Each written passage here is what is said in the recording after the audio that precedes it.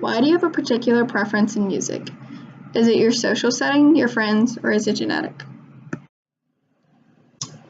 For a popular music project, we chose to conduct an experiment on a random pool of participants to test the link between personality traits and preference in music. We thought this would be an interesting take on the course because although we often spoke on society's effect on popular music, we never touched on scientific aspects. Various studies have been completed over the past couple of years to research a connection between your neurological predisposition and music choice. One of the most comprehensive studies of personality and music preference was done by Renfro and Gosling in 2003. We got inspiration from their exploration and analysis of music preferences and used their scholarly article and some of their data as a guide to perform our own unique experiment. We connected this to the thematic course question, what and how does popular music communicate? Or more specifically, how does music and your choice in it reflect your personality? We chose to quantify personality traits by giving the subjects a 10-minute test called the Big Five Personality Test. This assessment reflects the strength of certain personality traits. Although this test gave the percentages of all 5 traits of our participants, openness, conscientiousness, extroversion, agreeableness, and neuroticism, we chose to focus on the percentage they scored on extroversion.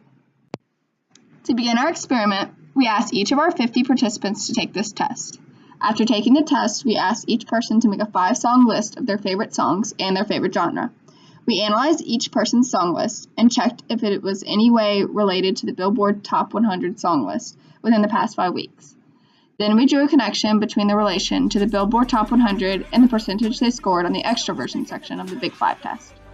We chose to correlate popular music and extroversion because extroverts tend to enjoy socializing and spending time with others, making them more susceptible to listening to music that facilitates social interaction with peers.